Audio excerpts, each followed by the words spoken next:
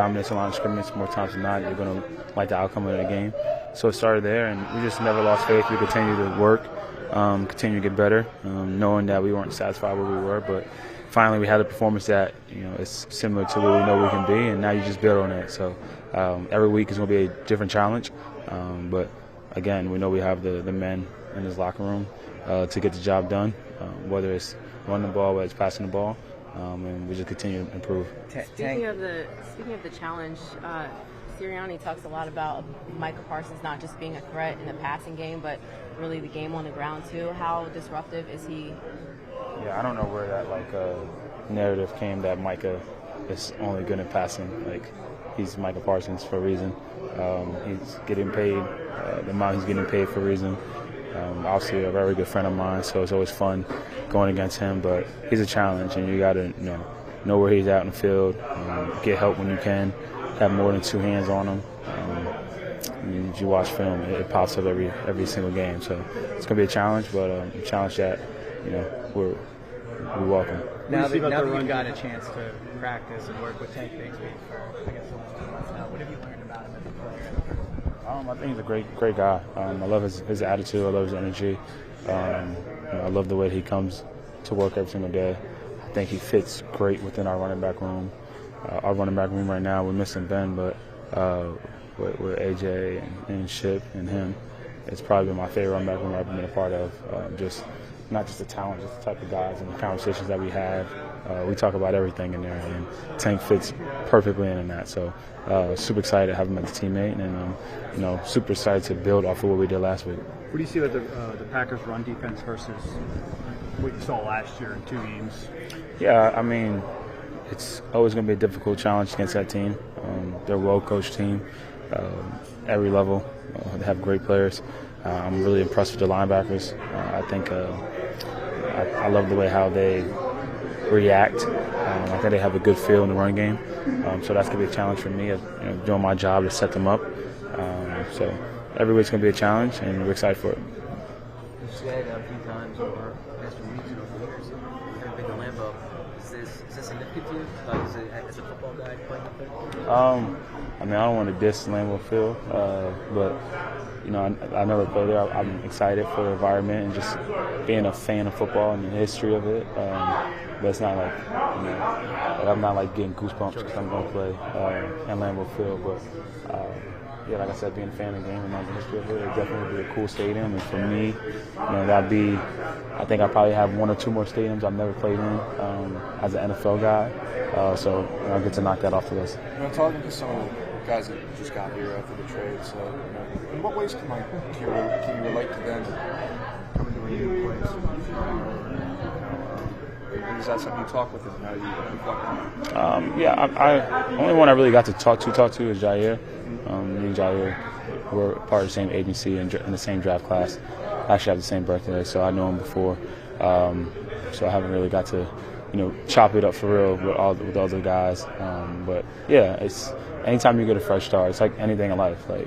Whether you're a football player, whether you get a new job, whether you're in a new relationship, you get a pep in your step. So hopefully that, they're excited here.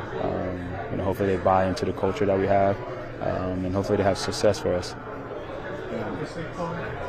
As a guy who studies, who knows about running backs, obviously, it seems like Josh Jacobs has kind of been having some of the same issues, going against stacked boxes and everything. Are you finding that something like defenses are doing more of this year, stopping the run game first?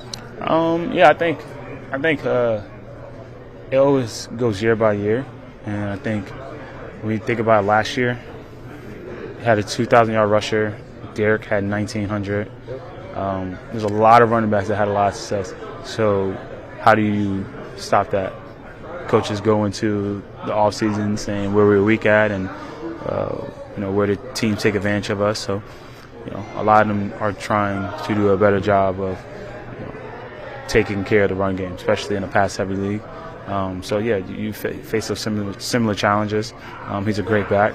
I think there's nothing about his game that I think is a negative. He could do every single thing. So it's gonna be a challenge for our defense, but it's always fun going against a guy like that. Saquon, how have you been asked to Is Monday Night Football a big deal for you still in your career? Yeah, I mean, Monday Night Football is always a big deal. Being a fan of it growing up, I think I'm at that point in my career where, like, you know, especially the way last year went and getting to play in the big game, you know, there's not like any game that I'm like, you know, getting goosebumps for anymore. But anytime you get to go out there and play football, it's a blessing, it's an opportunity, and then getting to do it on national stage is fun too. So definitely take advantage of that. Saquon, how encouraging was it, just I guess the growth of the offense in all phases from start to just before the bye with the Giants game, and just the way the whole thing just started clicking better and better each week? I don't think it's encouraging. I think it's supposed to happen. We come in, we work, and when you put the work in, you believe it's supposed to happen. In reality, it only gives you a chance. That's just how life works for some reason. But I always, like I said, I never lost faith of it. I appreciate KP and all those guys sticking with it, especially the run game.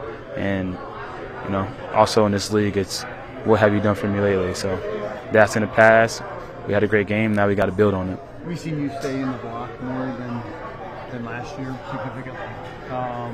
What has been the reason for that, and what are challenges of that, or what can they do to get you maybe out and route a little more? I don't know. I think I'm not like into stats or like the analytics and stuff. I can give you the exact number. Yeah. Look it up. But I bet more. We're probably getting blitzed more. I don't know if that's a number that's true or not, but I'm assuming that's the case. It's a little more. You've seen a lot of simulated pressure. So Yeah. Four-man. And then, so what's it like? How do they put the number of blitzing under the 5-man Well, pressure? if it's a 4-man, it's not really a blitz, obviously. But, So if it's 4-man, I wouldn't be blocking. Right, but what they're doing a lot is We'll have this conversation off. Yeah. I've definitely been blocking more this year, but I don't think it's like a scheme thing. I feel like we probably got pressure a lot more this year, but I think Jalen is doing a great job of answering pressure this year. I think it's probably the best he's done in his career, and I think that's why you see us getting less and less throughout the season.